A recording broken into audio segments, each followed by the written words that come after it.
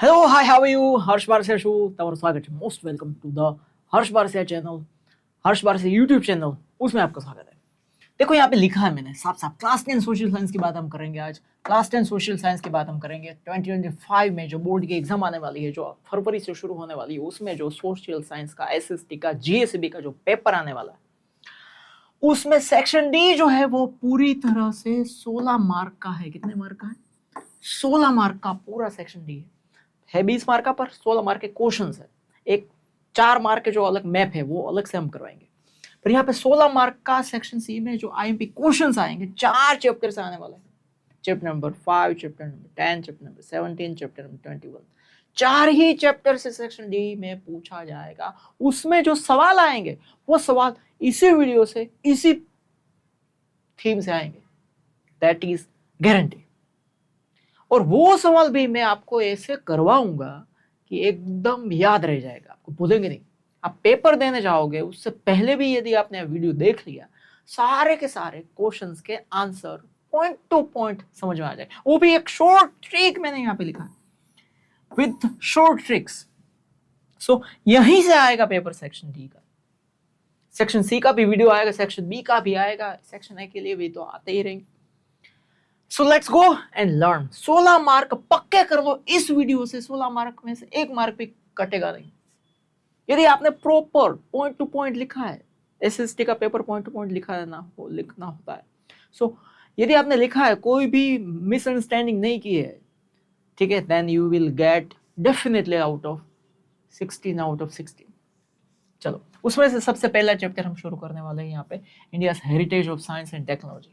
India का heritage जो है वो साइंस एंड टेक्नोलॉजी का जो हेरिटेज है, उसमें चैप्टर, ये जो चैप्टर है उसमें से 4 मार्क का एक सवाल आता है। कितने मार्क का एक सवाल आता है? 4 मार्क का एक सवाल आता है। टोटल 2 सवाल इसमें से आते हैं तो हो गए 8 मार्क। ये चैप्टर 8 मार्क का हो गया। यदि इसमें से 2 सवाल आ गए तो ऑप्शंस में जनरल ऑप्शंस होते हैं, 2 आ गए तो ये चैप्टर बन जाएगा 8 मार्क का। So that is very important. चलो, उसमें से पहला सवाल हम यहाँ पे देखेंगे, explain the importance of ancient India in the field of medical science and surgery.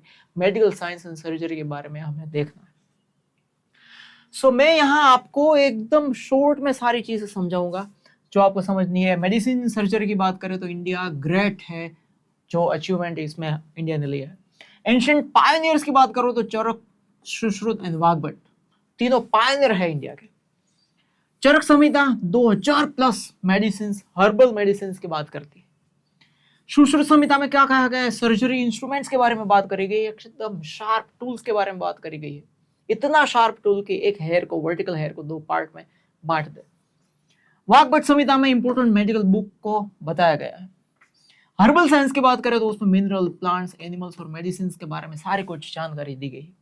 Medical skills के बारे में बात करें तो सर्जरी, बोन जॉइनिंग, डायग्नोसिस, ये सारी चीजें एंशिएंट मेडिकल साइंस में दी गई है।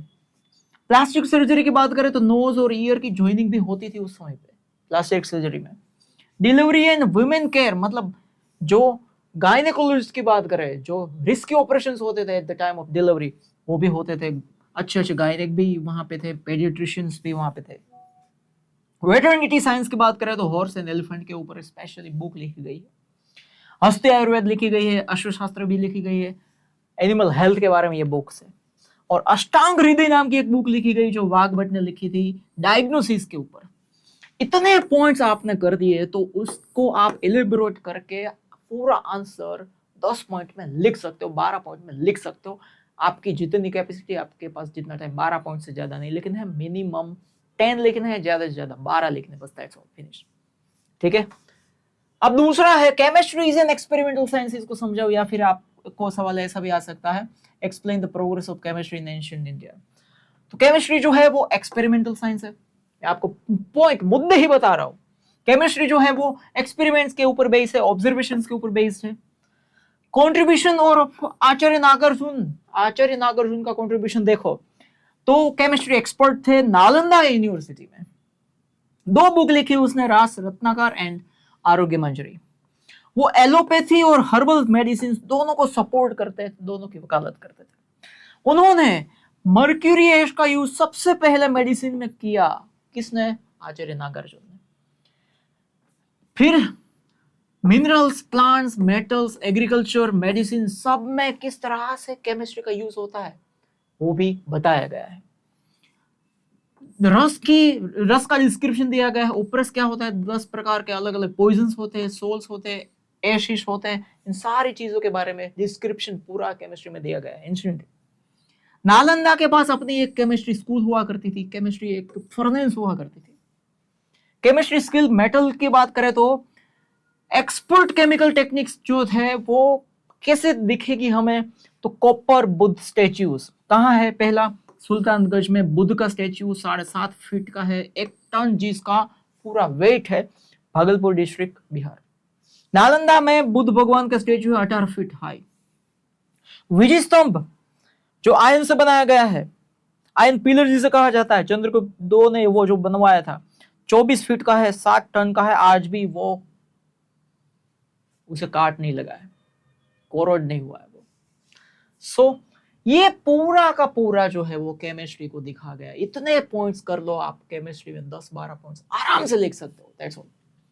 तीसरा है मैथमेटिक्स के बारे में आपको यदि लिखने को कहे तो मैथमेटिक्स में आप गिफ्ट्स ऑफ इंडिया, मैथमेटिक्स का कंट्रीब्यूशन इंडिया में क्या है, जीरो की शोध करी, decimal system, algebra, geometry, arithmetic.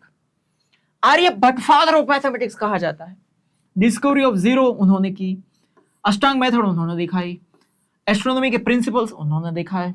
Aryabhatiyam book लिखी जिसमें पाई की जो वैल्यू होती है, पाई जो है कांस्टेंट है, वो बताया। दशमति का एक और बुक लिखी, आर्य सिद्धांत तीसरी बुक लिखी। फिर भास्कराचार्य 1150 में हुए, उसका कंट्रीब्यूशन क्या, एडिशन, सब्सट्रैक्शन, उनकी जो साइन होती है ना वो उन्होंने दी, उसकी डिस्कवरी उन्होंने करी। 2 बुक लिखी भास्कराचार्य ने, लीलावती गणित, बीजगणित।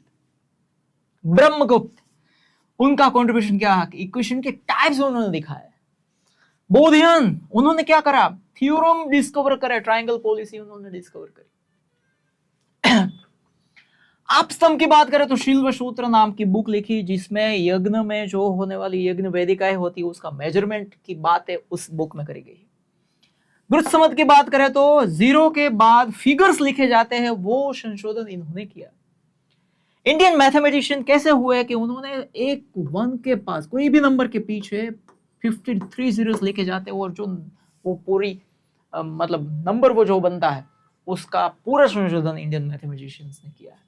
डेसिमल सिस्टम भी हड़प्पा और मोहनजोदारो से हमें फाउंड हुई है। सो ये था पूरा मैथमेटिक्स। अब है मैथमेटिक्स के बाद वास्तुशास्त्र की बात करो तो वास्तुशास्त्र जो है एंशिएंट इंडिया ग्रेट कंट्रीब्यूशन उनमें वास्तुशास्त्र में रहा है। एस्ट्रोनॉमी की बात करो तो इनसेपरेबल पार्ट ऑफ वास्तुशास्त्र है, इनसेपरेबल पार्ट है, ये खास लिखना है। ग्लोबल रिकॉग्नाइजेशन की बात करें तो हर एक दुनिया मतलब हर एक देश में इसको रिस्पेक्ट मिला है और वर्ल्ड वाइड जिसे प्रेज मिली है। कौन कौन कंट्रीब्यूटर्स थे, ब्रह्मा, नारद, बृहस्पति, भृगु ऋषि, वशिष्ठ, विश्वकर्मा। इवन घर बनाना है, टेम्पल्स बनाना है, पैलेसेस बनाने हैं, फोर्ट्स बनाना है, टाउन्स बनाने हैं, तो उन सारे प्रिंसिपल्स आपको कहां मिलेंगे, वास्तुशास्त्र में मिलेंगे। बृहत संहिता एक बुक लिखी गई है जिसमें वास्तुशास्त्र को मेंशन करा गया है। राणा कुंभ हुए मेवाड़ में, राजस्थान में, उन्होंने वास्तुशास्त्र को खोज निकाला फिर से, कब, 15th सेंचुरी में।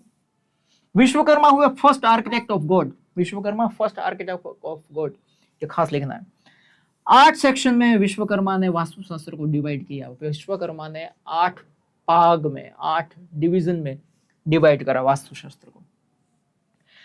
उसमें सारी प्लानिंग डिटेल्स वास्तुशास्त्र में दी गई है कि प्लेस को सिलेक्ट कैसे करना है, उसके शेप्स कैसे रखने हैं, स्ट्रक्चर कैसे, रूम कैसे बनाना, टेम्पल्स कहाँ बनाना, बाथरूम कहाँ बनाना, वगैरह वगैरह वगैरह। इवोल्यूशन क्या हुआ, क्रांति क्या हुई, वास्तुशास्त्र प्रिंसिपल धीरे धीरे चेंज होते गए। आज जो वास्तुशास्त्र है that is very different from that one in ancient India.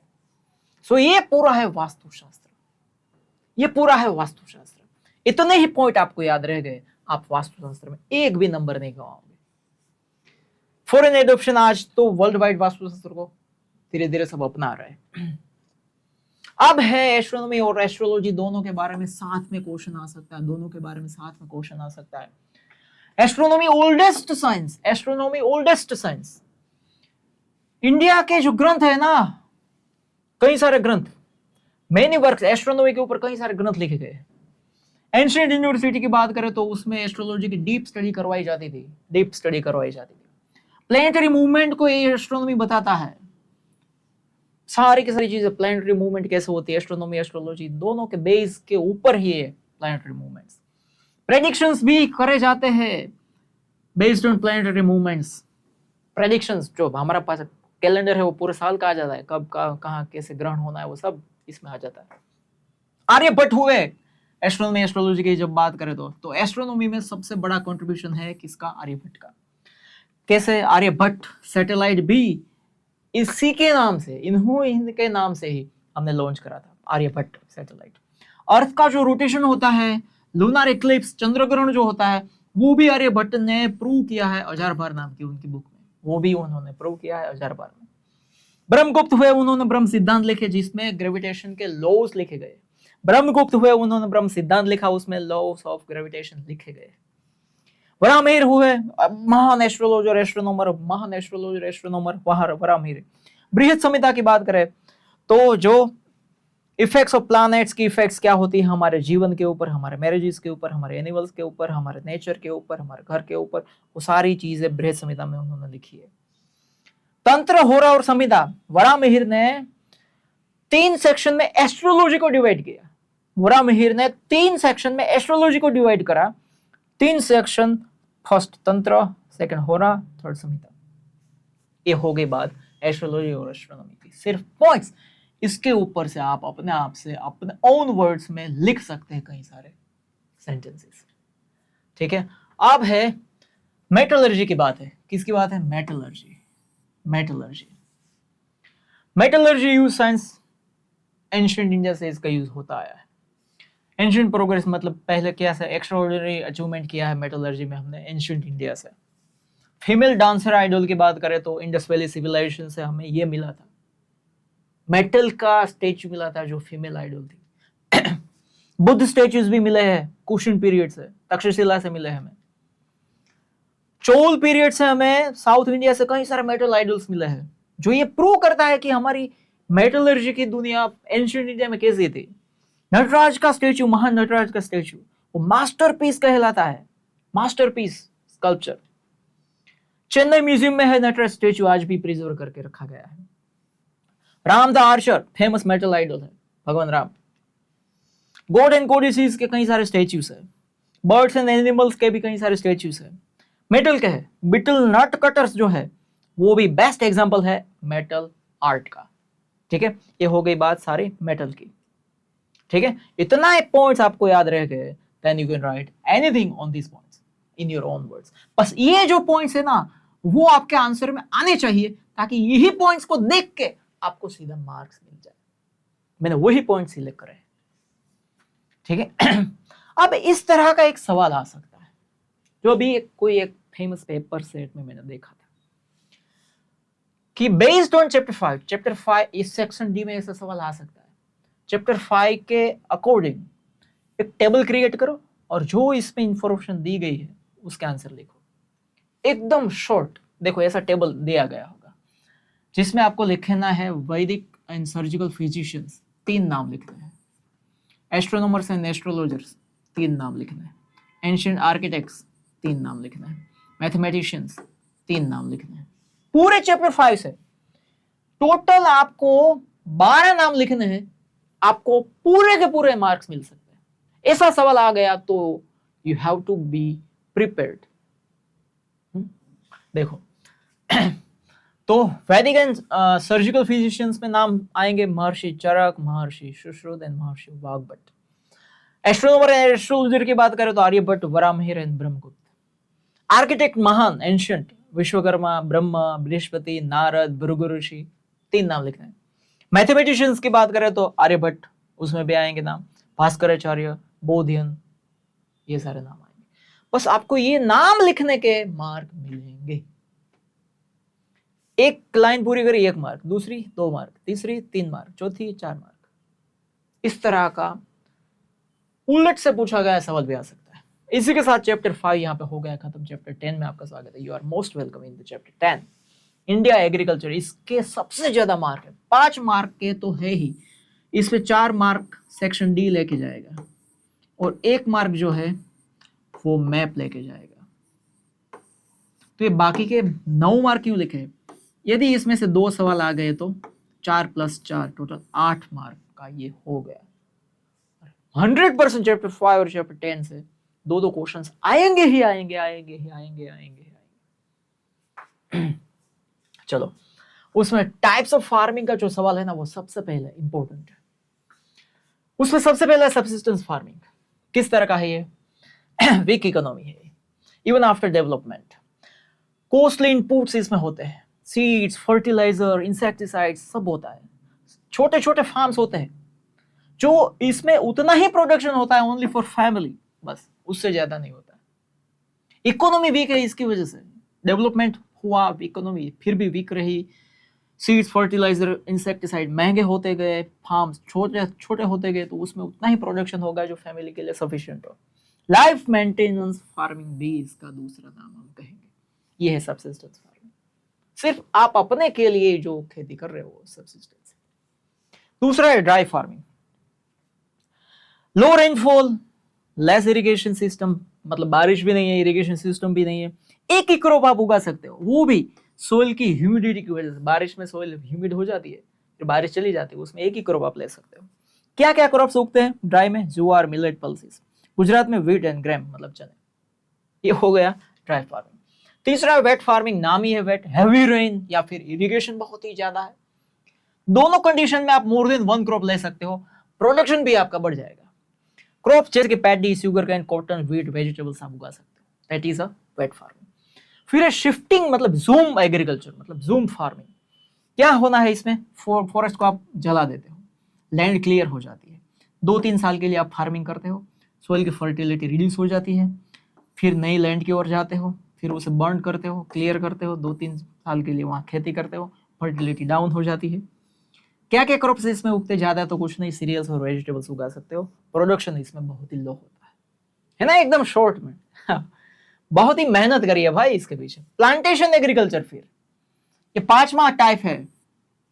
Special farming इसे कहा जाता है। इसमें कैश क्रॉप्स सबसे ज्यादा उगाए जाते हैं, कैश क्रॉप सबसे ज्यादा उगाए जाते हैं, जैसे कि rubber, tea, coffee, cocoa, coconut, fruit सारे उगाए जाते हैं। और ये नाम ही आप देख लो, इतने ऐसे नाम है जिसे उगाने के लिए आपको जहमत बहुत ही पड़ती है। मतलब हाई इन्वेस्टमेंट की जरूरत पड़ती है, मशीन्स की जरूरत पड़ती है, फर्टिलाइजर्स की जरूरत पड़ती है, ट्रांसपोर्टेशन होना चाहिए आपके पास, प्रोटेक्शन के सारे सहूलत होनी चाहिए, तभी जाके आप प्लांटेशन एग्रीकल्चर में घुस सकते हो। फिर इंटेंसिव फार्मिंग। इंटेंसिव फार्मिंग का मतलब क्या होता है? मैकेनाइज्ड फार्मिंग, जिसमें बड़े बड़े मशीन्स, फर्टिलाइजर, इंसेक्टिसाइड सबका यूज होता है। ज्यादा से ज्यादा कैश क्रॉप्स इसमें उगाए जाते हैं इंटेंसिव फार्मिंग में। पर हेक्टेयर प्रोडक्शन इसमें सबसे ज्यादा आता है, पर हेक्टेयर प्रोडक्शन इसमें सबसे ज्यादा आता है। इसे कॉमर्शियल फार्मिंग भी कहा जाता है। क्या कहा जाता है? कॉमर्शियल फार्मिंग भी कहा जाता है, क्योंकि सिर्फ और सिर्फ फोकस प्रॉफिट के ऊपर है। बस प्रॉफिट आ जाए, बात खत्म, प्रॉफिट के ऊपर ही सिर्फ फोकस है, दूसरी और कोई जगह पे प्रॉफिट के अलावा फोकस है ही नहीं। तो ये हो गए 6 types of farming. That is very important question. सिर्फ आपने ये 2 स्लाइड देख ली, आपका काम हो गया यहाँ पे तमाम। ये एक स्लाइड आपने देखी, दूसरी स्लाइड है यहाँ पे आपने देखी, then you can achieve 4 out of 4 mark. फिर है पेडी, राइस के बारे में क्वेश्चन। ये पिक्चर दिखा के सवाल बोर्ड में पूछा गया है, ये PYQs भी है सारे के सारे। पिक्चर दिखा के आपको कहेंगे कि इसके ऊपर शॉर्ट नोट लिखो, डिटेल में लिखो, then let's go. Most important crop है इंडिया में, क्या? पैडी। कंज्यूम्ड बाय, मतलब क्या इसमें सबसे ज्यादा इसका यूज होता है? मेजोरिटी वर्ल्ड वाइड 50% इंडियंस इसके ऊपर डिपेंडेंट है। किसके ऊपर? राइस के ऊपर। इंडिया सेकंड है वर्ल्ड में चाइना के बाद राइस प्रोडक्शन में, पैडी प्रोडक्शन में। 1/4 टोटल सोन एरिया है इसका। टोरिड जोन का ये क्रॉप है, जिसे टोरिड जोन में उगाया जाता है। हाई यील्ड की रिक्वायरमेंट होती है भाई, हॉट ह्यूमिड क्लाइमेट चाहिए, मिनिमम 20 डिग्री सेल्सियस टेम्परेचर चाहिए, फर्टाइल एल्यूवियल सोइल चाहिए, रेनफॉल 100 सेंटीमीटर से प्लस होना चाहिए, इरिगेशन लो है रेनफॉल एरियाज में ना, सॉरी, इरिगेशन की जरूरत पड़ती है यदि रेनफॉल आपके यहाँ पे बहुत ही कम है, तो इरिगेशन से भी ये क्रॉप हो सकता है। पंजाब हरियाणा उत्तर प्रदेश की बात करें तो बारिश उतनी है नहीं, पर वहां पे इरिगेशन से पैडी उगाई जाती है। हाई लेबर नीडेड, इसमें नीडेड मतलब इसमें लेबर्स की बहुत ही जरूरत होती है, लेबर्स के बिना काम नहीं चलेगा। पैडी में मशीन्स का यूज इतना है नहीं। अब है मेजर प्रोड्यूसिंग स्टेट्स, कौन कौन से स्टेट्स में पैडी को सबसे ज्यादा प्रोड्यूस करा जाता है? Waste Bengal, Tamil Nadu, Andhra Pradesh, Telangana, Bihar, Orissa. Multiple crops, एक ही साल में मल्टीपल टाइम पैडी को उगाया जाता हो तो वेस्ट बंगाल, उत्तर प्रदेश, बिहार, उड़ीसा, तमिलनाडु 2 से 3 बार उगाया जाता है। पैडी गुजरात में कहां है? तो Surat, Tapi, Panchmahal, Ahmedabad, Kheda, Anand, Valsad. Water usage and modern methods की बात करें तो पैडी में ज्यादा से ज्यादा पानी की जरूरत पड़ती है, पैडी में बहुत ही पानी चाहिए, पर पानी इतना ज्यादा है नहीं आपके पास, देन आप स्प्रिंकलर्स का भी यूज कर सकते हो, दैट इज ऑल्सो गुड। ठीक है, ये हो गई हमारी पैडी। पैडी के बाद है व्हीट। व्हीट का सवाल भी PYQ है, वो भी बोर्ड में पूछा गया सवाल है। सेकंड मोस्ट इंपोर्टेंट क्रॉप है पैडी के बाद। पैडी के बाद सेकंड मोस्ट इंपोर्टेंट क्रॉप है। 1/3 ऑफ एरेबल लैंड में व्हीट को उगाया जाता है। स्टेपल फूड है नॉर्थ वेस्ट इंडिया का, स्टेपल फूड मतलब मेन फूड है जो व्हीट खाया जाता है। रेबी क्रॉप है टेम्परेट जोन का। Soil and rainfall, black loamy soil चाहिए इसे। 75+ सेंटीमीटर एनुअल रेनफॉल होना चाहिए। इरिगेशन जरूरत पड़ेगी यदि आपके स्टेट में, आपके एरिया में रेनफॉल लो है तब। 100 सेंटीमीटर से कम जहां रेनफॉल है वहां यह सूटेबल है नहीं। लेबर और मैकेनिज्म की बात करें तो इसमें लेबर की बहुत ज्यादा जरूरत नहीं पड़ती है। पैडी में बहुत ही ज्यादा लेबर चाहिए, इसमें लेबर की ज्यादा जरूरत नहीं है। इसमें मशीन्स का ज्यादा यूज होता है कि इसमें व्हीट में। ग्रीन रेवोल्यूशन की बात करें तो व्हीट प्रोडक्शन हमारा डबल हो गया। ग्रीन रेवोल्यूशन जैसे हुआ हमारा व्हीट प्रोडक्शन हो गया, तगड़ा हो गया, तगड़ा हो गया, डबल हो गया। कहां कहां सबसे ज्यादा उगाया जाता है? पंजाब, हरियाणा, वेस्टर्न यूपी में 2/3 नेशनल प्रोडक्शन। ये 3 स्टेट्स है ना जो पंजाब, हरियाणा और वेस्टर्न यूपी, उसमें पूरे इंडिया का 2/3 प्रोडक्शन हो जाता है। इरिगेशन की बात करें तो हाई पर हेक्टर यील्ड, सबसे ज्यादा इरिगेशन ये तीनों स्टेट्स में होता है। पंजाब को कहा जाता है wheat bowl of India, Punjab को कहा जाता है व्हीट बाउल ऑफ इंडिया। ये सारे पॉइंट्स याद रख लो। अदर प्रोड्यूसिंग स्टेट की बात करें तो मध्य प्रदेश, राजस्थान, गुजरात, महाराष्ट्र, वेस्ट बंगाल। गुजरात के भाल रीजन के भालिया व्हीट जो है वो बहुत ही फेमस है, उसका नाम है। गुजरात के अदर रीजन में जहां व्हीट उगाया जाता है महासाणा, राजकोट, जूनागढ़, खेड़ा। व्हीट का यूज क्या है देखो, best grain for daily meals, best grain for daily meals. Food items जैसे कि रोटली, भाकरी, सेव, शीरो, लापसी, लाडू, सूखड़ी, ब्रेड, पूरी, केक, बिस्किट सब कुछ बनाया जाता है और ठूसा जाता है, खाया जाता है। खा लो भाई। मोस्ट न्यूट्रिशन ग्रेन इसे कहा गया, नो मोस्ट न्यूट्रिशियस ग्रेन इसे कहा गया। किंग ऑफ ग्रेन भी कहा गया, 2 नाम है यहाँ पे। किंग ऑफ ग्रेन भी कहा गया है, किंग ऑफ ग्रेन्स। ग्राउंडनट की बात करें तो important oil seed in India है। इंडिया में जितने भी ऑयल सीड उगाए जाते हैं उसमें से सबसे ज्यादा इंपॉर्टेंट है तो ये है ग्राउंडनट। क्या है? ग्राउंडनट। फेवरेबल कंडीशन क्या है व्हीट को, सॉरी ग्राउंडनट को उगाने की? 20-25 सेल्सियस टेम्परेचर होना चाहिए, 50 to 70 सेंटीमीटर रेनफॉल होना चाहिए। सोइल कैसी होनी चाहिए भाई? लोमी, सैंडी, वाटर रिटेंशन नहीं होना चाहिए, वाटर रिटेंशन नहीं होना चाहिए। खरीफ क्रॉप है ये, मतलब मानसून में उगाया जाता है। इरिगेशन की, यदि आपके पास इरिगेशन की फैसिलिटी है तो आप समर में भी इसे उगा सकते हैं, कोई दिक्कत नहीं है। मेजर प्रोड्यूसर कौन कौन से स्टेट है हमारे? गुजरात, आंध्र प्रदेश, तमिलनाडु, महाराष्ट्र। गुजरात, आंध्र प्रदेश, तमिलनाडु, महाराष्ट्र। फिर बात करें वर्ल्ड रैंकिंग में, हम चाइना के बाद सेकंड है ग्राउंडनट प्रोडक्शन में, चाइना के बाद हम सेकंड है, चाइना फर्स्ट है। टॉप स्टेट्स इन इंडिया जिसमें ग्राउंडनट का प्रोडक्शन तगड़ा होता हो तो वह हमारा गुजरात है। कुछ दिन तो गुजारो गुजरात में। फिर लीडिंग डिस्ट्रिक्ट गुजरात में भी सबसे ज्यादा ग्राउंडनट कहां उगाई जाती है? तो जूनागढ़, गिर सोमनाथ, अमरेली, राजकोट और भावनगर सबसे ज्यादा ग्राउंडनट उगाई जाती है। गुजरात की बात करें तो गुजरात में ग्राउंडनट का जो ऑयल है ना वो एज ए एडिबल ऑयल सबसे ज्यादा खाया जाता है। 5 लीटर मोखला उमर वाला वही है ये।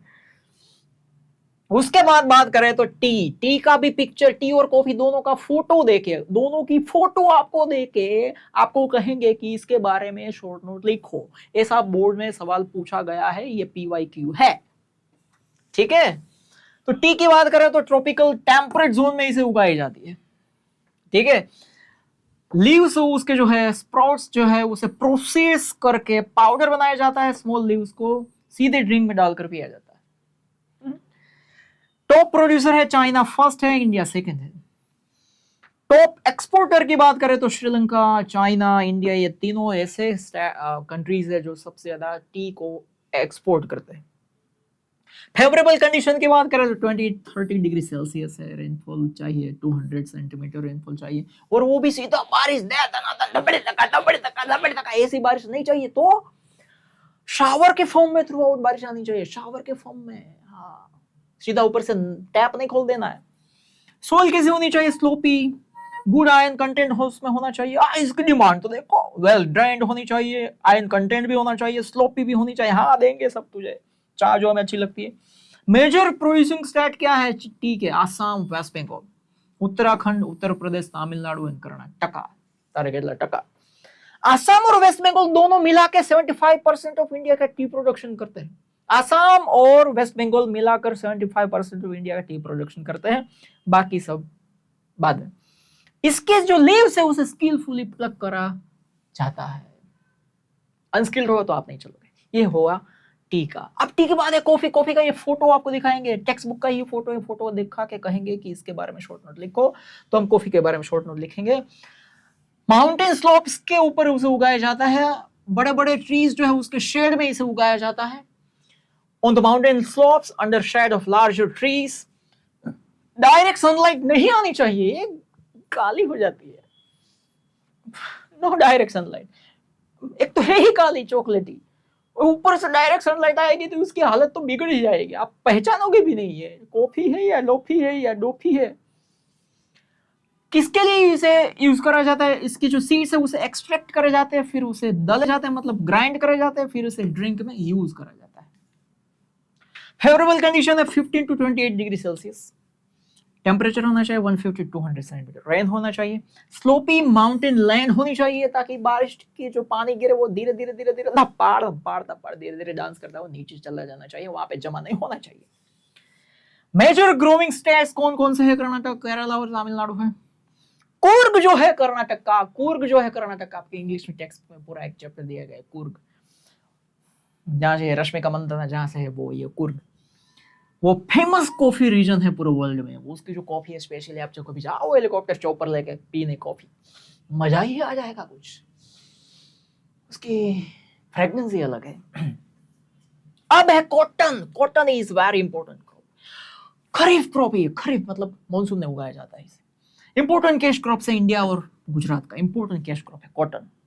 वर्ल्ड रैंकिंग की बात करें तो हम सेकंड है प्रोडक्शन में, सेकंड है हम यूसेज में, सेकंड है हम एक्सपोर्ट में, प्रोडक्शन, यूसेज और एक्सपोर्ट में हम सेकंड है वर्ल्ड में कॉटन में। कॉटन जो है विदाउट सीड, उसे कॉटन प्लांट मतलब कॉटन प्लांट से कॉटन को लिया जाता है, उसे व्हाइट गोल्ड भी कहा जाता है। आपको ऐसे भी शॉर्ट नोट आ सकती है कि व्हाइट गोल्ड के ऊपर भी शॉर्ट नोट लिखो, व्हाइट गोल्ड किसे कहा जाता है वो आपको नहीं पता, then you will miss this short note. India में इसे व्हाइट गोल्ड कहा जाता है। बाय प्रोडक्ट क्या है ये कॉटन की, कॉटन सीड्स का ऑयल भी एज एडिबल ऑयल यूज करा जाता है, पर वो ये सिंग तेल वाले मना करते हैं। कपासिया नहीं खावानो 5 लीटर मोकला उमर वाला। सीड्स और ऑयल केक मतलब आपने एक बार ऑयल निकाल लिया कॉटन के सीड से, फिर एनिमल का फूड वो बन जाता है। फिर फेवरेबल कंडीशन क्या है कॉटन की, 20 to 35 degree hot humid climate होना चाहिए, 30 to 70 सेंटीमीटर रेनफॉल होना चाहिए, ब्लैक लावा सोइल चाहिए जिसमें मिनरल्स बहुत होने चाहिए, ह्यूमिडिटी को जो रिटेन करते वो ऐसी लैंड स्पेशली होनी चाहिए। ग्रोइंग सीजन क्या है इसकी, 6 से 8 मंथ, 6 से 8 मंथ इसकी ग्रोइंग सीजन है, मतलब इतने मंथ लगते हैं। एक चीज है जो इसका नेगेटिव रोल है, यदि फ्रोस्ट आ गया ना विंटर सीजन में तो ये क्रॉप को डैमेज कर देता है।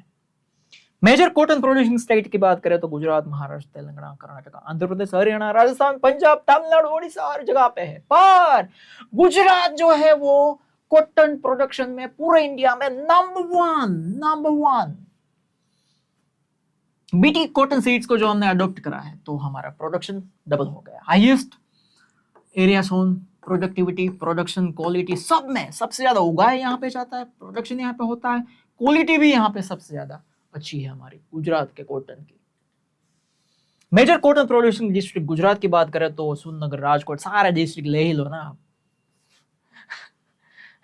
ठीक है, फिर हम बात करेंगे टेक्निकल रिफॉर्म्स इन एग्रीकल्चर। ये भी पीवाईक्यू है, सारे के सारे पीवाईक्यू से बार बार पूछे गए सवाल है, आपको बस शॉर्ट में मैं रिवाइज करवा रहा हूं और उससे इंट्रोडक्शन भी मैं करवा रहा हूं। टेक्निकल रिफॉर्म्स की बात करें तो 3 चीजों में जो डिफरेंस होता है, चेंज होता है, seeds, fertilizer, farm tools. Seeds, fertilizer, farm tools, इन तीनों में चेंज मतलब उसे कहेंगे हम टेक्निकल रिफॉर्म्स, उसे कहेंगे हम टेक्निकल रिफॉर्म्स। मॉडर्न टूल्स का सबसे ज्यादा इस्तेमाल अब धीरे धीरे शुरू हो गया है। टूल्स की बात हुई ना तो मॉडर्न टूल्स का इस्तेमाल होता है।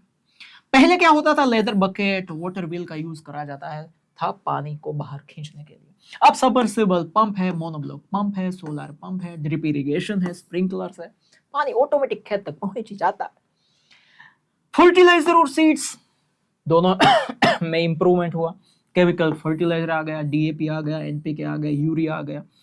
बायो फर्टिलाइजर्स की बात करें तो लिक्विड बायो फर्टिलाइजर्स भी आ गए, बायोटेक सीड्स भी आ गए जिसमें प्रोडक्शन तगड़ा तगड़ा मतलब एकदम तगड़ा हो जाता है। फार्मर गाइडेंस की बात करें तो हम जिसमें रेडियो के थ्रू, टीवी के थ्रू, न्यूज़पेपर के थ्रू, डेडिकेशन चैनल के थ्रू फार्मर्स को गाइड करा जाता है कि आपको किस तरह से खेती करनी है। अच्छा, आप हमें सिखाएंगे खेती करना। गवर्नमेंट सपोर्ट, किसान कॉल सेंटर भी आपको कुछ पूछना है तो आप फोन कर सकते हो 180018015551। वेब पोर्टल्स भी है, आई खेडूत नाम की एप्लीकेशन भी है, आई एग्री मार्केट मतलब उसकी भी एप्लीकेशन है, उसके थ्रू भी आप गाइडेंस ले सकते हैं। ट्रेनिंग एंड रिसर्च भी हुआ। ग्राम सेवक जो होते हैं हर गांव में, वो नए नए टेक्निक्स के बारे में विलेज में इंफॉर्मेशन पहुंचाते हैं। फार्मर ट्रेनिंग सेंटर्स भी हर एक डिस्ट्रिक्ट में खोला गया है। एग्री फेयर्स भी हर एक डिस्ट्रिक्ट में होते हैं जिसके थ्रू इंफॉर्मेशन अच्छी अच्छी नई नई टेक्नोलॉजी के बारे में उसको अवगत कराया जाता है। एग्रीकल्चरल एजुकेशन भी, उसके ऊपर भी फोकस किया गवर्नमेंट ने। यूनिवर्सिटी और कॉलेजेस हर एक स्टेट में बनाई गई। गुजरात की बात करें तो गुजरात में दांतीवाड़ा, जूनागढ़, आनंद और नवसारी में एग्रीकल्चरल यूनिवर्सिटी है। आपको एडमिशन लेना है तो आप जा सकते हो, अच्छे एक स्मार्ट खेडूत बन सकते हैं। नेशनल लेवल पे कई सारे रिसर्च इंस्टीट्यूट वो है, जैसे कि Indian council for agricultural research, जिन्होंने चैप्टर 8 में 8 पार्ट में सोइल को डिवाइड करा। Department of agricultural research and education, DARE, ये दोनों काम कर रहे हैं। उसके बाद हम बात करते हैं तो इंस्टीट्यूशनल रिफॉर्म से आगे हमने जो देख लिए वो सारे टेक्निकल थे। अब इंस्टीट्यूशनल रिफॉर्म्स की बात करें तो सबसे पहले डेफिनेशन देखो तो आपको पता चल जाएगा कि 3 चीजों में रिफॉर्म होता है। Land ownership, crop subsidy and sale of farm produce, उसे कहा जाता है इंस्टीट्यूशनल रिफॉर्म्स। लैंड ओनरशिप में रिफॉर्म होना, क्रॉप सब्सिडी में रिफॉर्म होना, फार्म प्रोड्यूस का जो सेल होता है उसमें रिफॉर्म होना, मतलब इंस्टीट्यूशनल रिफॉर्म हम कहेंगे। ठीक है, गवर्नमेंट ने कई सारे एक्शंस लिए जिसमें एक्सप्लॉइटेशन को खत्म कर दिया, जैसे कि लैंड लॉर्डशिप जो होती थी, हमारी ही सारी जमीन है, उसको खत्म कर दिया। एक्सप्लॉइटेशन खत्म हो गया फार्मर्स का, मतलब दूसरा रूल है लैंड टू द टीलर्स, मतलब जो खेती करेगा उसका खेतर। टीलर्स बिकेम्स लैंड ओनर्स, मतलब कई सारे मजदूर जो थे जो खेती करते थे वो ओनर बन गए। लैंड सीलिंग एक्ट आ गया, मतलब लैंड डेस्पेरिटी खत्म हो गई, इक्वल लैंड डिस्ट्रीब्यूशन हो गया। मतलब क्या हुआ कि आप 500 बीघा, 1000 बीघा, 2000 बीघा, जितनी चाहे आप मर्जी से अपनी जमीन नहीं रख सकते थे। कोई कंट्रोल रख दिया, सीलिंग कर दिया, मतलब स्टॉप कर दिया। क्रॉप की सब्सिडी के बारे में बात करें, फाइनेंशियल हेल्प, किसान क्रेडिट कार्ड दिया गया, फाइनेंशियल हेल्प फार्मर्स को क्रेडिट कार्ड दिया गया। नेशनलाइज एंड कोऑपरेटिव बैंक्स ने कई सारे क्रॉप्स को सपोर्ट करने के लिए लोन वगैरह जो भी चाहिए वो देना शुरू कर दिया। क्रॉप का इंश्योरेंस स्पेशली दिया गया। Prime minister crop insurance scheme, यदि कोई भी तरह से कोई भी सिचुएशन ऐसी आती है क्रॉप आपका फेल हो गया, then you will get the insurance, full crop insurance protection plan हो गया, आया था। फिर आगे बात करते हैं तो इंस्टीट्यूशनल रिफॉर्म से financial help for crop fail हो जाता है, किसकी वजह से? ड्रॉट, सूखा पड़ जाता है, ज्यादा बारिश आ जाती है तो गवर्नमेंट फाइनेंशियल एड प्रोवाइड करती है, इंश्योरेंस प्रोवाइड करती है गवर्नमेंट कि भाई ले लो, आपके दुख में हम भागीदार बनते हैं। फार्म प्रोडक्ट आपके उगाया सब कुछ प्रोडक्शन हो गया, उसे बेचने की जब बात आती है तो ओपन ऑक्शन सिस्टम गवर्नमेंट ने बनाई, लीगल सपोर्ट, फेयर सेलिंग, कोई उसमें अनफेयर ना हो ऐसा एक सिस्टम बनाया गया। मार्केटिंग यार्ड्स बनाए गए जिसमें wide spread sale of production होता है। फिर फार्मर्स को फैसिलिटीज दी जाती है, जैसे कि कोऑपरेटिव सोसाइटीज बना लो, आप मार्केट एसोसिएशन बना लो, वेयर हाउस की फैसिलिटीज दी जाती है, कोल्ड स्टोरेज गवर्नमेंट बना रही है कि आपकी जो प्रोडक्शन है वो बिगड़ ना जाए, ट्रांसपोर्ट सिस्टम, कम्युनिकेशन, सब कुछ। मिनिमम सपोर्ट प्राइस भी उपलब्ध कराई जाती है, इंश्योर्ड फेयर प्राइसिंग में, कि आपका जो प्रोडक्शन है ऐसा ना हो कि मार्केट टूट जाए तो और 2 रुपए के किलो सब कुछ बिकना शुरू हो जाए। मिनिमम सपोर्ट प्राइस, कोई नहीं खरीद रहा है, गवर्नमेंट खरीदेगी, ठीक है। Organisation for purchase at support prices के सपोर्ट प्राइस में खरीदने वाले कौन कौन से ऑर्गेनाइजेशन काम कर रहे हैं? तो एक NAFED, national agricultural cooperative marketing federation, दूसरा है GROFED, Gujarat cooperative oil seed growers federation, और तीसरा है NDDB, national dairy development board, ठीक है। ये हो गया आपका इंस्टीट्यूशन रिफॉर्म्स।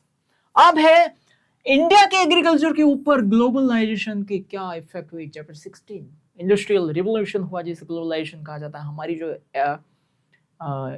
इकोनॉमी है वो वर्ल्ड इकोनॉमी के साथ जब ज्वाइन होती है तो उसे कहा जाता है ग्लोबलाइजेशन। तो उसमें इंडिया के एग्रीकल्चर के ऊपर क्या इफेक्ट हुई? सबसे पहले globalisation policy, Indian farmers can sell products globally, हम हमारी चीजें बेच सकते हो, प्रॉफिट कमा सकते हैं। कई सारे चेंजेस हुए एग्रीकल्चर में ग्लोबलाइजेशन की वजह से। एक्सपोर्ट इंपोर्ट प्रोसेस एकदम सिंपल हो गई, एकदम सिंपल हो गई। कॉटन, चिलीज, तिल, ये जो है वो हमारा इंडिया का कॉटन, इंडिया की चिलीज, इंडिया का तिल चाइनीज मार्केट में धूम मचा रहे हैं। फ्रूट्स हम वर्ल्ड वाइड से इंडिया में मंगवा सकते हैं। Costly GM, generally genetically modified seeds, BT seeds जिसे कहा जाता है, वो अब इंडिया के मार्केट में अवेलेबल हो गया। सो फार्मिंग कॉस्ट जो है वो ज्यादा बढ़ गई, क्योंकि costly seeds definitely it will effect the farming production. Cotton and मेज प्रोडक्शन जो है वो धीरे धीरे बढ़ गया ग्लोबलाइजेशन की वजह से। इंपोर्ट बहुत ज्यादा हो गया, इंपोर्ट बहुत ज्यादा हो गया। डोमेस्टिक फार्म प्रोडक्शन में कंपटीशन धीरे धीरे घुसने लगी। सम प्रोडक्ट्स ऐसी हो गई जो ग्लोबल मार्केट में अवेलेबल है। पैटेंट रजिस्ट्रेशन रिक्वायर्ड हो गया कि आप कुछ ऐसी चीजें हैं जो आप बेच रहे हो तो ग्लोबल मार्केट में उसके पेटेंट्स है, तो आप भी पेटेंट करवा लो। Registration, farm production, national patent वो ग्लोबल मार्केट में धीरे धीरे फैलने लगे। नई नई टेक्नोलॉजी आती गई, क्वालिटी के ऊपर फोकस होता गया, और ग्लोबली हमें कंपटीशन का सामना करना पड़ा। फिर कई सारे प्लान स्टेप हमें लेने होंगे यदि हम ग्लोबल मार्केट में टिके रहना चाहते हैं, तो अदरवाइज हम फेल हो जाएंगे। सेकंड ग्रीन रिवोल्यूशन हमें बहुत ही जरूरी है, ताकि फ्यूचर की जो डिमांड है और फ्यूचर का जो इकोनॉमिक प्रोग्रेस हमें जो करना है, यदि उससे हमें अच्छे से संभालना है तो, ठीक है।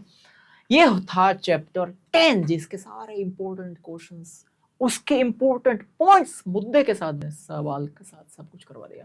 अब chapter 17, economic problems and challenges, जिसमें पॉवर्टी और अनएम्प्लॉयमेंट के बारे में बात करी गई।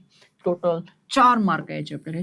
यदि 2 सवाल आ गए इसमें से तो ये हो गया 8 मार्क का, ठीक है। चैप्टर 5 से, चैप्टर 10 से और चैप्टर ये 17 से सेक्शन ए बी सी में कुछ भी नहीं पूछा जाएगा, ठीक है। चलो, व्हाट इज पॉवर्टी, और पॉवर्टी के बारे में लिखो।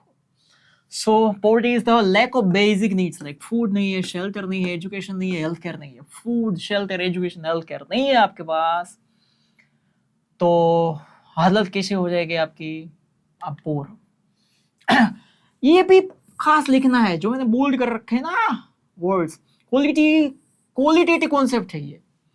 Poverty is a qualitative concept है ये, और लोएस्ट लेवल ऑफ लाइफ इसे इंडिया में कहा जाता है। Characteristics of people living below poverty line क्या है? तो not able to get 2 meals a day, भूखे रहते हैं।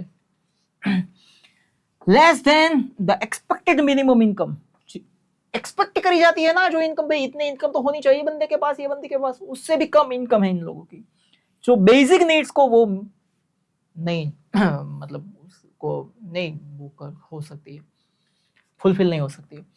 जनरली ये लोग इलिटरेट होते हैं, एजुकेशन नहीं होता इन लोगों के पास। प्रॉपर ड्वेलिंग मतलब रहने का स्थान नहीं होता, खाना नहीं है तो यार रहने का स्थान कहां से आएगा बंदा? परमानेंट कोई होम नहीं।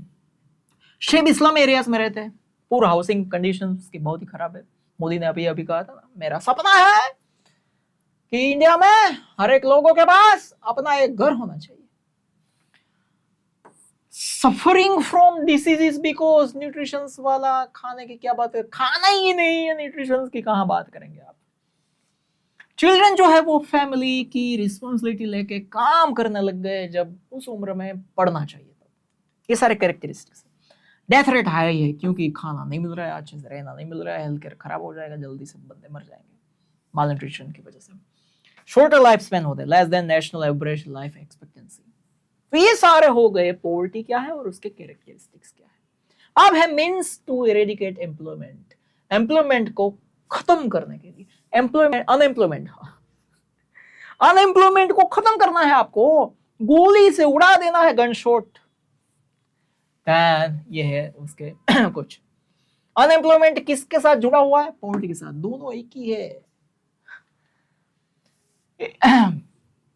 मिटाना है तो पहला अपने यूथ जो है अनएम्प्लॉयड उसे एजुकेट करना होगा। मेंटल हेल्थ, सोशल हेल्थ सबसे ज्यादा जरूरी है। Unemployment leads to crime and social unrest. क्यों हमें अनएम्प्लॉयमेंट को खत्म करना चाहिए, उसके रीजन है ये। Why should we eradicate unemployment? यदि नहीं खत्म करे तो ये आदत हो जाएगी।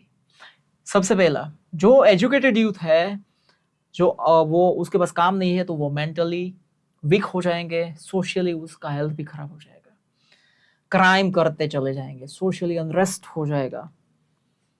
गवर्नमेंट प्लान्स है कि अनएम्प्लॉयमेंट को कैसे टैकल करे, तो उसमें इकोनॉमिक डेवलपमेंट को प्रमोट करना होगा, रूरल एरियाज को डेवलप करना होगा, एजुकेशन को इम्प्रूव करना होगा, टेक्निकल स्किल्स को डेवलप करनी होगी। फोकस किसके ऊपर गवर्नमेंट का है कि जॉब अपॉर्चुनिटीज रूरल एरियाज में सबसे ज्यादा होनी चाहिए। स्किल डेवलपमेंट यूथ के अंदर होना चाहिए, वो स्किल्ड होने चाहिए, सिर्फ पढ़े लिखे नहीं। इनिशिएटिव क्या क्या लॉन्च करे गवर्नमेंट ने? मेक इन इंडिया कॉन्सेप्ट दिया, स्किल इंडिया कॉन्सेप्ट दिया, डिजिटल इंडिया कॉन्सेप्ट दिया, ताकि उसके तहत वो खुद का कुछ कर सके। ऑब्जेक्टिव क्या है? इंडस्ट्रियल डेवलपमेंट हो तो ज्यादा से ज्यादा नौकरियां होगी, जॉब प्रोडक्शन होगा, क्रिएट मोर एम्प्लॉयमेंट अपॉर्चुनिटीज, ज्यादा से ज्यादा अपॉर्चुनिटीज मिलनी चाहिए सबको। प्रायोरिटी क्या है? वोकेशनल टेक्निकल एजुकेशन देना चाहिए, ताकि प्रैक्टिकली वो पढ़े और जैसे ही पढ़ना खत्म हो तो प्रैक्टिकली वो काम कर सके। इंस्टीट्यूशन लाइक IIT, IIM जो है promote economic growth and address unemployment, ऐसे इंस्टीट्यूट भी बनाए हैं गवर्नमेंट ने, ताकि वो वहां से अच्छा सा ग्रोथ करके आगे बढ़ सके। ठीक है। फिर है world level market brain drain, जिसे कहा जाता है, ये नाम से भी ये सवाल पूछा जा सकता है, ये नाम से भी ये सवाल पूछा जा सकता है। चैप्टर नंबर 17 का लास्ट क्वेश्चन है ये। वर्ल्ड लेबर मार्केट क्या है? ये लेबर का इंटरनेशनली मूवमेंट होना। किस वजह से? Unemployment, business, training, higher education की वजह से। तो इंटरनेशनली मूवमेंट होना, उसे ही कहेंगे हम world labour market. Brain drain की बात करो आप, हाईली स्किल्ड इंडिविजुअल्स जिसे कहेंगे, जो एडवांस एजुकेशन के लिए, टेक्निकल एक्सपर्टाइज के लिए फॉरेन जाते हैं, अपना होम कंट्री छोड़ देते हैं बेटर अपॉर्चुनिटीज के लिए। Loss of skill labour in home country, जहां से वो निकलते हैं वहां हमारे यहाँ उसका लॉस हो जाता है, स्किल का लॉस हो जाता है। मतलब ब्रेन जो है हमारा जो यहाँ बना वो ड्रेन होकर चला गया। माइग्रेशन का ट्रेंड ऐसा है, सोशल स्टेटस अब धीरे धीरे बदल रहा है। ये देखो ना, आप अमेरिका में घुस रहे लोग, वहां से ये मिलिट्री प्लेन में बिठाकर यहाँ पे फिर डाल रहे, इलीगली जा रहे लोग। ये ट्रेंड है, greater mobility of labour. Social status की वजह से भी लोग जाते हैं। टैलेंट माइग्रेशन की बात करें तो shortage of skill labour in home country. Talented लोग यदि यहां से चले जाएंगे तो यहाँ पे शॉर्टेज हो जाएगी स्किल्ड लेबर की। बड़ी बड़ी कंपनी के सीईओस देखो, उसके हाई पोजीशन के ऊपर देखो इंडियन मिलेंगे, वो यहां से खींच जाते हैं। ग्लोबलाइजेशन, लिबरलाइजेशन की बात करें तो नई नई इकोनॉमिक कंडीशंस आई है, सबसे ज्यादा वर्कर्स आईटी में उसकी डिमांड बढ़ी है, बायोटेक, मेडिसिन में डिमांड बढ़ी है। अट्रैक्टिंग स्किल्ड वर्कर्स को अट्रैक्ट करता है। कैसे? कंट्रीज अपने कंपनीज में, अलग अलग कंपनीज में स्किल्ड वर्कर्स को अपॉइंट करते हैं, बड़े बड़े इंसेंटिव देते हैं, बड़ी बड़ी सैलरी देते हैं, बड़ी बड़ी ऑफर देते हैं और एक्सपर्ट को अपनी ओर खींच लेते हैं। फॉरेन एक्सचेंज इनकम की बात करें तो माइग्रेशन ऑफ वर्कर्स जैसे जैसे अलग अलग कंट्रीज में जाते हैं तो वो फॉरेन एक्सचेंज को खींच कर अपने कंट्री में लेके आते हैं, यदि हमारे कंट्री की वो रहे तो। और इससे हमारी जो फॉरेन एक्सचेंज जो का इश्यू है वो धीरे धीरे सोल्व होता नजर आता है। ये हो गया ब्रेन ड्रेन। उसके बाद का very MP important question PYQ, वो भी पीवाईक्यू था, उसके आगे वाला का भी पीवाईक्यू था। Reasons of poverty in India. Poverty क्यों है भारत में भाई? तो सीधी सी बात है, इनसफिशिएंट डेवलपमेंट एग्रीकल्चर में नहीं है। एग्रीकल्चर में जितना डेवलपमेंट होना चाहिए उतना है नहीं, क्योंकि सबसे ज्यादा लेबर एग्रीकल्चर में मिलता है। 60% लेबर डिपेंडेंट है एग्रीकल्चर के ऊपर, उसी में डेवलपमेंट नहीं है। So lack of irrigation development leads to lower income, गरीबी। Only farming as a primary job, no alternative उसको है ही नहीं फार्मिंग के अलावा, सो गरीबी। Low awareness about other job, दूसरी जॉब के बारे में, दूसरी स्किल के बारे में उसे पता ही नहीं है, सिर्फ और सिर्फ फार्मिंग फार्मिंग फार्मिंग, देन गरीबी। अनप्रोडक्टिव स्पेंडिंग, प्रोडक्शन हार नहीं रहा है, खर्चे तो होंगे ही होंगे, सो धीरे धीरे वो डेबिट में चला जाएगा बंदा। Unproductive spending due to caste system, traditions, इतने खर्चे तो करने ही है, शादी में इतना खर्चा करना है, ये करना है, वो करना है, उसमें खर्चे हो रहे, प्रोडक्शन आ नहीं रहा है, चीजें उग नहीं रही, बिक नहीं रही है, पैसा आएंगे नहीं, डेबिट होता चला जाएगा, मतलब गरीबी। Poor people unaware of government schemes के बारे में उसे कुछ पता नहीं होता, तो उसकी वजह से भी वो उसका फायदा नहीं उठा पाते। Poor sections ignore during economy की जो पॉलिसी बनाई जाती है ना जब गवर्नमेंट के थ्रू, तब उसे उसमें पुअर लोगों को शामिल करा ही नहीं जाता है, उसे निग्लेक्ट कर दिया जाता है। कैश क्रॉप फार्मिंग जो है वो धीरे धीरे बढ़ रहा है, तो कैश क्रॉप के ऊपर जैसे फोकस आ गया, मतलब खाने पीने की बेसिक चीजों का प्रोडक्शन डाउन हो जाएगा, गरीबी। रूरल इकोनॉमी जो है वो एकदम टूट चुकी है। क्यों? ऐसे नए नए रिफॉर्म्स हुए, इंडस्ट्रियल रिवोल्यूशन हुआ, तो रूरल इकोनॉमी टूट चुकी है, स्मॉल स्केल इंडस्ट्री टूट चुकी है।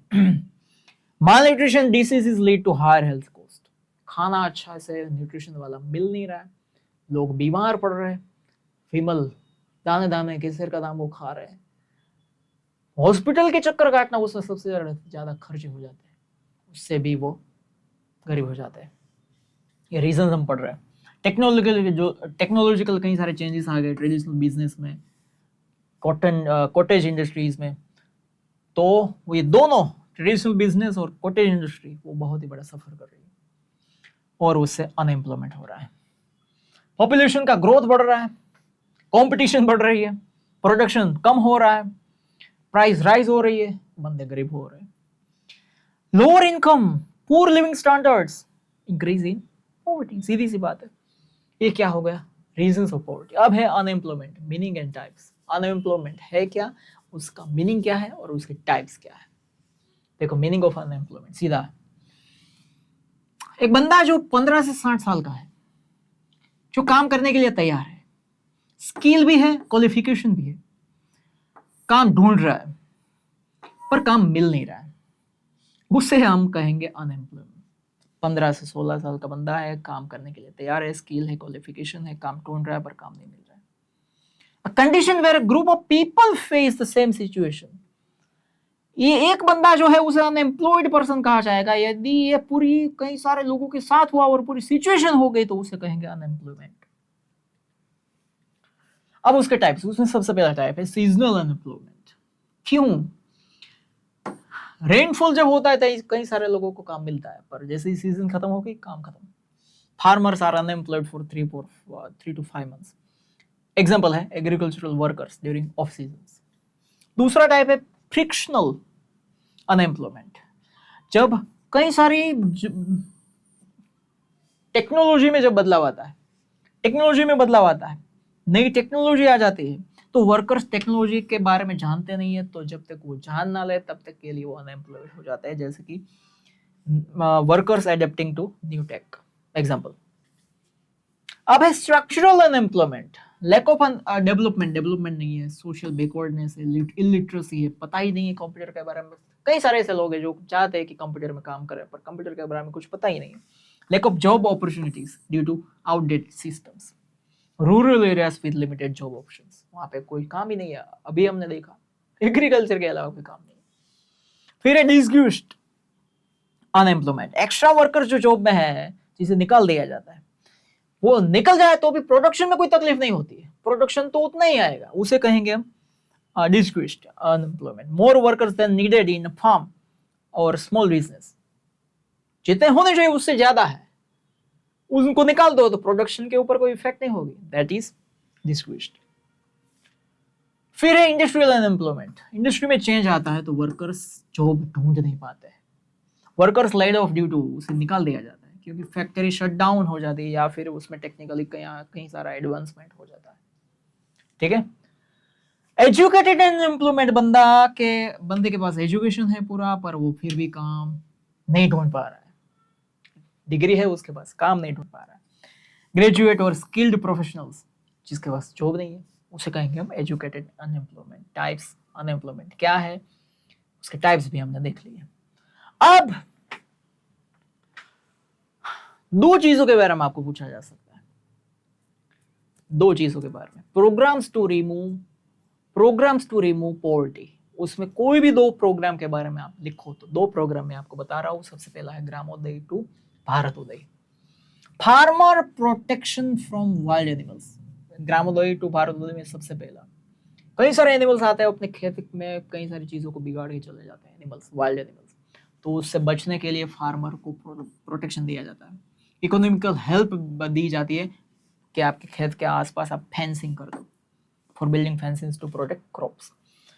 क्राइसिस मैनेजमेंट, जब सूखा पड़ जाता है तो ग्रास का प्रोडक्शन केटल के लिए जरूरी होता है, केटल शेल्टर गवर्नमेंट बनाती है, कंस्ट्रक्शन करती है, ताकि जो एनिमल्स है, पालतू एनिमल्स है, उसे तकलीफ ना हो। लैंड सर्वे रिकॉर्ड्स भी रखती है, प्रॉपर मेंटेनेंस गवर्नमेंट रखती है। फाइनेंशियल सपोर्ट फॉर मैकेनाइजेशन, यदि आपको कोई ट्रैक्टर वगैरह मशीनरी लेनी है तो भी गवर्नमेंट हेल्प करती है। लो इंटरेस्ट फाइनेंस में आपको ट्रैक्टर उपलब्ध करवाया जाता है, मिनी ट्रैक्टर्स उपलब्ध करवाए जाते हैं, कई सारी चीजों में सब्सिडी गवर्नमेंट देती है। वाटर एंड इरिगेशन में एग्रीकल्चर में सपोर्ट दिया जाता है, जैसे वाटर का टैंक आपको बनवाना है कंस्ट्रक्शन, उसमें भी सब्सिडी वगैरह कई सारी चीजें उपलब्ध करवाई जाती है। Improving quality for plantation crops, आप यदि लाइक मैंगो उगा रहे हो, एप्पल उगा रहे हो, तो उसमें भी क्वालिटी के ऊपर कैसे आपका ध्यान रहे वो कहा जाता है। कंप्यूटराइजेशन फार्मिंग भी धीरे धीरे आगे बढ़ रहा है। फिनांस सोसाइटी भी सपोर्ट कर रही है। न्यू टेस्टिंग लैब्स अलग अलग डिस्ट्रिक्ट में बनाई जा रही है ताकि आपका जो सीड है, आपकी जो मिट्टी है, उसे टेस्ट करवाई जाए। Irrigation and water management, ponds को डेवलप करा जाता है एंड सोइल रिमूवल, पोन्स को बनाए जाते हैं अलग अलग जगहों पे ताकि पानी भरा रहे उसमें। फार्म पोन्स बनाए जाते हैं, कैनाल्स बनाई जाती है, रिजर्वर्स बनाए जाते हैं, उसे यदि वो गंदे हैं तो उसे साफ कराया जाता है। कई सारे पॉन्ड्स में जो मिट्टी जमा हो जाती है, जिसकी वजह से वो पॉन्ड कोई काम का नहीं रहता है, ज्यादा पानी उसमें रहता नहीं है, तो उस सोइल को वहां से रिमूव करी जाती है। चेक डैम्स बनाए जाते हैं, बने हुए खराब हो गए तो उसे रिपेयर करवाए जाते हैं ताकि वाटर शॉर्टेज ना हो। ठीक है, जब शॉर्टेज हो तो पानी का इस्तेमाल हो सके। फिर employment generation, job opportunities farming में बढ़े, वो काम कराया जाता है। रूरल डेवलपमेंट की बात करें तो परमानेंट प्रॉपर्टीज रूरल एरियाज में गवर्नमेंट अपनी बनाती है, जैसे कि हॉस्पिटल हो गई, जैसे कि स्कूल हो गई, जैसे कि पंचायत की ऑफिस हो गई वगैरह। डेप्ट relief for farmers, central and state government support करती है फार्मर्स को, डेप्ट से वो उधारी से कैसे बाहर निकले, कई बार माफ भी कर दिया जाता है। अब है Mahatma Gandhi national rural development guarantee act, MNREGA के ऊपर शॉर्ट नोट लिखो, ऐसा चैप्टर 17 से आ सकता है सवाल। तो एम्प्लॉयमेंट ओरिएंटेड प्रोग्राम है, ये पूरा एम्प्लॉयमेंट ओरिएंटेड प्रोग्राम है, जिसका स्लोगन है आवर विलेज आवर वर्क, और वो भी रीजनेबल प्राइस में। ऑब्जेक्टिव क्या है इसमें कि livelihood of families in rural areas वो बढ़े। दूसरा टारगेट क्या है, adults willing to do unskilled physical labour. Unskilled, इसमें कोई स्किल की जरूरत नहीं होती, आप काम कर सकते हो और आपको पैसा मिलेगा। एक पर्सन पर फैमिली 100 डेज का काम पर ईयर हर रोज 7 घंटे के हिसाब से दिया जाता है। एक फैमिली मेंबर को 100 डेज का काम पर ईयर हर रोज के 7 घंटे के हिसाब से दिया जाता है। वेज रेट जो है ना, वो गवर्नमेंट तय करती है, फिक्स्ड बाय द गवर्नमेंट, और डेली वेजेस पेड किए जाते हैं, शाम को आपको पैसे दे दिए जाते हैं। अनएम्प्लॉयमेंट अलाउंस, इफ गवर्नमेंट, यदि गवर्नमेंट ने कहा कि हम इतने दिन का काम देंगे, इतना पैसा देंगे, काम यदि वो गवर्नमेंट नहीं दे पाई, फेल हो गई, तो भी गवर्नमेंट हैज टू पे द मनी।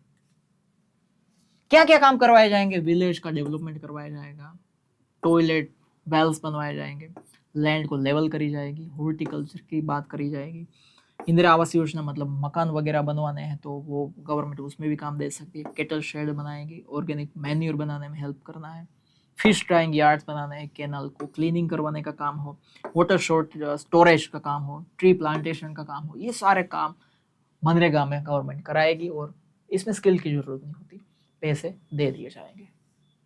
ठीक है, गोल क्या है? लिविंग स्टैंडर्ड पूर फैमिलीज का इंप्रूव हो और गारंटेड वेज बेस्ड एम्प्लॉयमेंट उसे मिले, पैसा मिलना ही मिलना है। अब लास्ट चैप्टर है चैप्टर 21, इसके मार्क्स है 4। एक ही सवाल इसमें से आता है, एक ही सवाल इसमें से आता है, इसमें कोई ऑप्शन नहीं है, ऐसा कहा जाता है। इसे आप यदि काटना है तो काट सकते, रखना है तो रख सकते, कोई दिक्कत नहीं है, क्योंकि बाकी के 3 चैप्टर्स में से ऑप्शंस आते हैं, तो उसमें से आप काम कर सकते हो। Reasons for more demand of child labour, child labour की डिमांड क्या, क्यों है, क्यों? तो चीप है लेबर, ये बहुत ही कम पैसे देने पड़ते हैं एडल्ट की कंपैरिजन में, एक्सप्लॉइटेशन भी बच्चों का सबसे ज्यादा होता है, अब्यूज भी वो बच्चे सबसे ज्यादा होता है, हजार्डस वर्क मतलब सबसे लंबा काम करवाना, डेंजरस एनवायरनमेंट में काम करवाना, पैसे भी कम देना, क्योंकि बच्चों को आप डरा के धमका के काम ले सकते हो, हाई अवेलेबिलिटी, ज्यादा बच्चे आपको मिलेंगे, और जो चीज ज्यादा मिलेगी उसका एक्सप्लॉइटेशन ज्यादा होगा।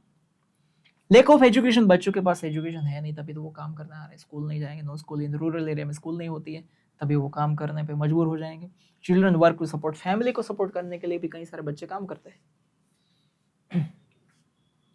अब measures to prevent child labours को प्रिवेंट, रोकने के लिए क्या मापदंड होने चाहिए? लॉ बनना चाहिए सबसे पहले, नो चिल्ड्रन अंडर 14, 14 साल से छोटा बच्चा है, काम नहीं करना है उसे। यदि किसी ने करवाया भी तो लीगल एक्शन ली जाएगी उस बंदे के अगेंस्ट। सेफ चाइल्डहुड, बच्चों के जो राइट्स होते हैं, सबसे पहला राइट है उसका एक्सप्लोरेशन उसके मम्मी पापा भी नहीं कर सकते, सो ये राइट है। फ्री एजुकेशन, गवर्नमेंट यदि काम नहीं करवा दिए 14 साल के छोटे बच्चों को, तो वो करेंगे क्या? तो फ्री एजुकेशन उपलब्ध करवाया गया अंडर 14, आप कोई भी गवर्नमेंट स्कूल में फ्री में पढ़ सकते हैं। कंपल्सरी एजुकेशन लॉ आया 2009 में, free and compulsory education for ages 6 to 14। अब है corruption and it's adverse effects on economy and society. Corruption क्या है, उसकी जो खराब इफेक्ट सोसाइटी के ऊपर और इकोनॉमी के ऊपर क्या होती है। सबसे पहला करप्शन, ग्लोबल इश्यू है, करप्शन है ना वो ग्लोबल इश्यू है। वर्ल्ड बैंक ने इसकी डेफिनेशन दी गई, क्या? Miss use of public position for personal gain, miss use of public position for personal gain is corruption. कहां से ओरिजिनेट होता है, उसका जन्म कहां से होता है? Miss use of power and status, मैं ये हूं, कहां फैला हुआ है ये? पब्लिक एंड प्राइवेट सेक्टर में इंडिया में बहुत ही घुस गया अंदर, एकदम फैला हुआ है। Giver and taker both are guilty, यदि आप लांच दे रहे हो या फिर ले रहे हो, दोनों को पकड़ा जाएगा। एडवर्स इफेक्ट सोसाइटी के ऊपर क्या है? मोरल वैल्यू डाउन हो जाती है, सोशल रेगुलेशन एकदम वीक पड़ जाते हैं। बैंक ब्लैक मनी का जो इश्यू है ना वो बहुत ही बढ़ जाता है, हिंडर्स इकोनॉमिक ग्रोथ, क्योंकि ब्लैक मनी, रिश्वत में ब्लैक मनी होता है ना, वहां चेक दे के कोई रिश्वत नहीं देता है, तो इकोनॉमिक ग्रोथ हमारा डाउन हो जाता है। लॉस ऑफ ट्रस्ट, किसी को कायदे के ऊपर विश्वास नहीं रहता है, जुडिशरी के ऊपर, गवर्नमेंट के ऊपर विश्वास नहीं आता, क्योंकि पता है पैसे के बिना काम नहीं होता है। डिसइल्यूजनमेंट अमंग ऑनेस्ट सिटीजन जो होते हैं ना, वो बहुत ही सदमे में आ जाते हैं, निराश हो जाते हैं। इनकम डिस्पैरिटी हो जाती है, क्लास स्ट्रगल हो जाता है, ह्यूमन राइट्स वायलेट होते हैं, ये सारी चीजें करप्शन की वजह से इकोनॉमी और सोसाइटी में होती है। Morality and national character risk पे आ जाता है, कैसा देश है यार, सब कुछ पैसे से ही चलता है, सब गालियां देंगे हम। इकोनॉमिक सिस्टम पूरी हमारी वीक हो जाती है, डाउन हो जाती है। अब है facilities provided to handicap student in Gujarat board. कैसे कैसे फैसिलिटीज हैंडीकैप स्टूडेंट्स को प्रोवाइड करवाई जाती है। तो एग्जामिनेशंस की बात करें तो फी एक्सेप्शंस, मतलब उसे फी पे नहीं करनी होती कोर्स किसे, हैंडीकैप चिल्ड्रन को। एंड सब्जेक्ट चॉइस में भी उसे रिलैक्सेशन रहता है। ब्लाइंड स्टूडेंट्स जो है वो उसे फिगर्ड क्वेश्चंस ही दिए जाए, सॉरी उसे ऐसे क्वेश्चंस नहीं दिए जाएंगे, ब्रेल क्वेश्चंस पेपर उसे स्पेशली दिया जाएगा। लिंग्विस्टिक स्पेलिंग्स, मतलब आप स्पेलिंग्स गलत लिख रहे हो, ये वो चीज में थोड़ा उसमें चलेगा, उसका रिलैक्सेशन है। एक्स्ट्रा 30 मिनट और ज्यादा दी जाती है 3 आवर के पेपर के अलावा। राइटर फैसिलिटी भी दी जाती है, यदि आप हैंडीकैप है और उसमें आपका हाथ में कोई तकलीफ है तो आपको राइटर फैसिलिटी मिल सकती है। ब्लाइंड है तो भी आपको राइटर फैसिलिटी मिल सकती है। एटलीस्ट 20 मार्क आपको रिक्वायर्ड होने चाहिए पास होने के लिए। हमारे 34-35 मार्क है, इसे 20 मार्क में पास करते थे। सिटिंग अरेंजमेंट ऐसा करा जाता है ग्राउंड फ्लोर में ताकि उसे ऊपर चढ़ना ना पड़े। स्पेशल फर्नीचर इक्विपमेंट्स भी प्रोवाइड करवाया जाता है ताकि वो कंफर्ट से पेपर दे सके। पासिंग मार्क 20%, वो तो हमने अभी देख लिया। Supportive measures to assist disable students during examination में जो भी उसे सपोर्ट चाहिए वो सारा उपलब्ध करवाया जाता है। अब है government steps for safety and security of elderly people की बात हो, ये भी पीवाईक्यू है। एल्डरली पीपल को सेफ्टी और सिक्योरिटी प्रोवाइड करने के लिए गवर्नमेंट ने क्या स्टेप्स लिए? तो national policy for senior citizen 1999 में आई। पेंशन स्कीम एल्डरली पीपल के लिए बनाई गई। क्या नाम है उसका? Indira Gandhi national senior citizen pension scheme. Indira Gandhi national senior citizen pension scheme. अटल पेंशन स्कीम भी बनाई गई ताकि उसे पेंशन मिले, कोई तकलीफ ना हो। फाइनेंशियल बेनिफिट भी दिए जाते हैं हायर इंटरेस्ट रेट्स पे। उसे यदि अपना पैसा बैंक में रखना हो, डिपॉजिट करवाना हो, तो higher interest rate senior citizen को मिलता है, पोस्ट ऑफिस और बैंक्स में दोनों में। 30 से 50% बस और रेलवे और एयर टिकट्स में उसे डिस्काउंट मिलते हैं सीनियर सिटीजन को। Old age homes and facilities की बात करें तो ओल्ड एज होम्स हर एक डिस्ट्रिक्ट में बनवाए गए ताकि जिसके बच्चे ना हो रहे, जिसको बच्चे ने निकाल दिया हो, वो रह सके। और हर एक सिटीज में गार्डन बनवाए गए, सीनियर सिटीजन गार्डन। म्यूजिक, योग, गेम्स, मेंटल फैसिलिटीज, ये सारी एक्टिविटीज करवाई जाती है ताकि वो मेंटली फ्रेश रहे।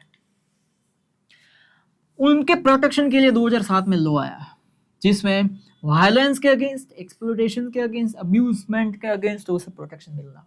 अभी अहमदाबाद में हुआ था ना, किसी ने अपनी मम्मी को बहुत ही मार मार के ये पछाड़ दिया था, केस हुआ ये वो सब।